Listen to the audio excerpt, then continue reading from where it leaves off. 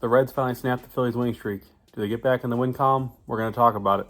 Crusty Case here from the Gold Boys Network, coming to you with the slate preview for April 25th. Want to give a shout out to our sponsor, Sleeper Picks, but more on that later. Let's jump right into the slate. So the first one is the Milwaukee Brewers taking on the Pittsburgh Pirates. This is Freddie Peralta versus Mitch Keller. Peralta was slated to start yesterday, but he was bumped to today, and I'm guessing it was for this matchup. Series currently is 1-1, and for me here, it's got to be Milwaukee. Keller has allowed 2+ earned runs in every start this season. In my opinion, he's far below the level of Freddie Peralta. So give me Peralta, and give me the Brewers, who are swinging the bats a lot better than the Pirates are, to pick up the series win here. Our next one is the Boston Red Sox taking on the Cleveland Guardians. This is Chase Anderson, yes, the Chase Anderson, against Tristan McKenzie. It's hard to believe Chase Anderson still has a job, but here he is pitching for the Red Sox. Heavy contact guy against the Guardians, put the ball in play early. It could work out really for him. High ground ball rate, so I wouldn't be surprised if he's able to pitch, decently deep into this one. On the other side, McKenzie finally had a good start, albeit against the Athletics. I think he pitched well here. Boston not really swinging it that well. Game's kind of gross, but for me here, look at an under, truthfully. You got two offenses. Cleveland obviously significantly better, but Chase Anderson, like I said, heavy ground ball pitcher. I won't be surprised if he keeps this one, relatively low scoring. Our next one is the White Sox taking on the Twins. This is Michael Soroka versus Bailey Ober. The White Sox might never win a game again. 3-21 on the season so far, and it's not looking like they have any signs of that changing. So for me here, even though I'm not a big Ober guy, I don't see how you don't back the Twins. Soroka, 7+ ERA through I believe 4 starts, and just getting hit up all over. Very heavily reliant on the fastball or some variation of the fastball. And even with the Twins not hitting that well, I think they can get to him. He's just gonna have so much hard contact. On the other side, Ober, like I said, that's not a guy that I like to back, but White Sox have like a WRC plus of 59 versus right-handed pitching, which is dead last, and not anywhere close to being any better than that. So give me the Twins, give me Bailey Ober strikeouts, and they sweep this series. Wait, before we get back to the picks, I wanted to thank you all for watching. Friends don't let friends watch videos without hitting the like button. So go ahead and press the thumbs up button and like the video. If you're new here and not subscribed, you should go ahead and do so, because we're dropping new content each and every day on the Gold Boys Network. We strive to cover every sport and give out picks and analysis and valuable information for free on the Gold Boys Network. So make sure you're subscribed and hit the bell so you can get notified when we drop something new. I'm Brad Thomas. Let's get back to the picks. Our next one is the Philadelphia Phillies taking on the Cincinnati Reds. This is Zach Wheeler versus Nick Martinez. This is a Phillies Zach Wheeler spot for me all day long. Reds beat the Phillies yesterday, finally snapped the Phillies win streak, and now you get your ace on the bump to get you back in the win column and pick up a series win. It's Wheeler and the Phillies all day. Reds, 25% K rate for right-hand pitching. They're going to struggle against Wheeler, obviously. Wheeler, notorious for pitching deep into games. Don't be surprised if he goes 7 innings here. Probably 8, 9, maybe even 10 strikeouts. On the other side, Nick Martinez. He's been serviceable, not great, but I think he struggles here with this Phillies team. Harper had the day off. A couple other guys had the day off today, so I'm expecting them to have their normal lineup out there, and they're going to do some damage. So give me the Phillies. Give me Zach Wheeler. I think they win this one pretty easy. Our next one is Toronto Blue Jays taking on the Kansas City Royals. This is Jose Barrios versus Cole Reagans.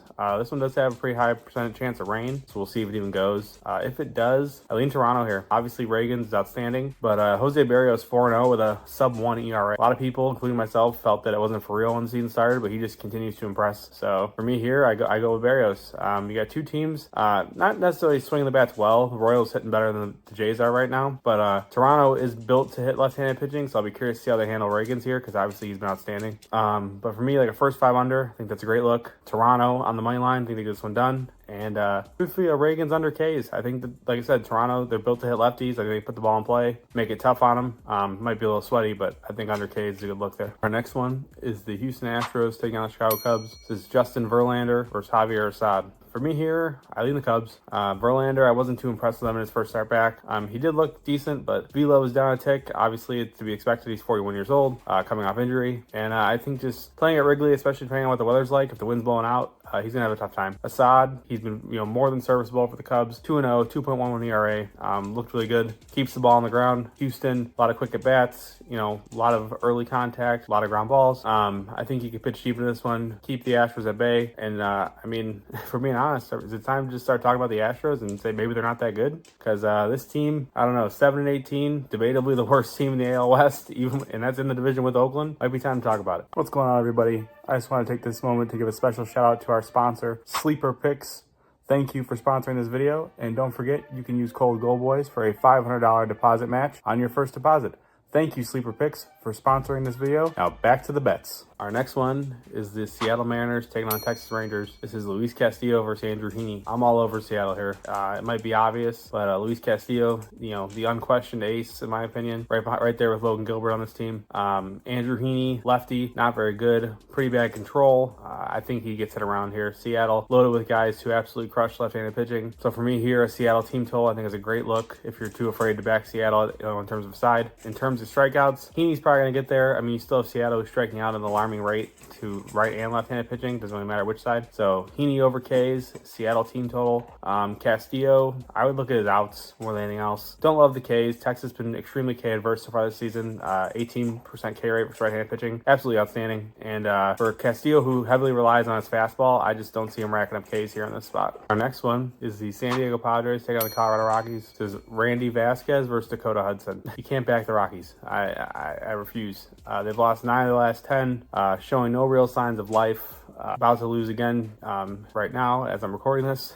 So Randy Vasquez, been more than serviceable. Good pitcher, good enough stuff to hold down the Rockies for sure. And Dakota Hudson on the other side, he falls right into that category that we continue to talk about, the certified turkey tossers. I might have to make a list. This would be the 4th guy we've talked about now who's on that list. He's going to get touched up, 0-4, 5.06 ERA. This Padres lineup obviously loaded with guys who can hit the ball. Tatis, Machado, Cronenworth. I mean, for me, it's just you back the Padres and you go about your day because there's no way in hell you're backing the Rockies here. Our next one is the Dodgers taking on the Washington Nationals. This is Yoshi Yamamoto versus Mackenzie Gore. It's an interesting matchup here. Obviously, Nationals, known as a pretty K-adverse team, but they've actually been a little worse as of late, and depending on the lineup they put out, if they have Gallo in there with Riley Adams, definitely a little more K-friendly. And Yamamoto's a guy who has some stuff that obviously a lot of these guys have never seen before. So I'll be curious to see how he looks against the Nationals team. Probably a small lean to his K's over, truthfully, because I just think it's a tough spot for the Nationals against a guy who has a lot of movement on his pitches. On the other side, Mackenzie Gore, obviously, he has the stuff to strike guys out, but he struggles to strike guys out, just can't seem to put guys away. He is starting to elevate his fastball a little more, which is leading to a few more punch outs, but overall the command's not there, and against a team like Dodgers, who's just super patient, could easily run his pitch count up and be out of there by the 5th inning. Small lean was over K's. I truly would look at like an under outs. Anything over 15.5,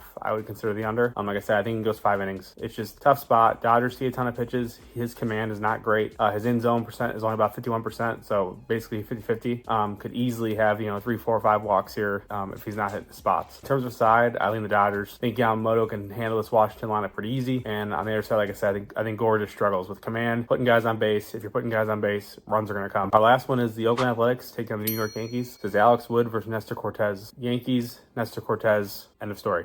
I don't see how you don't back Nestor here, especially at home. He's been outstanding at home, one of the best, home pitchers in probably all of baseball, truly, in the last couple seasons. Oakland, not swinging the bats well, obviously, we all know that. It's Oakland. But for me here, Nestor, I think his outs, I think his K's, it's all in play against this Oakland team. They obviously chase outside the zone at an alarming rate. They don't make contact, and they do take a ton of called strikes for whatever reason in the zone. So against a guy like Nestor, who can, work in and out, hit his spots, paint the corners, could very easily run up K's against this team and very easily pitch deep into this one. The other side, Alex Wood, 0-2, 7.89 ERA. Nothing special. I hate trusting the Yankees offensively because I just think they're not that good. But obviously, against a lefty who's as bad as Alex Wood, I think they get it going. So I think like a Yankees run line, I don't see how they don't win by more than 2 here. Yankees team total, and even maybe like a Oakland team total under. Like I said, I think Nestor pitches really well here.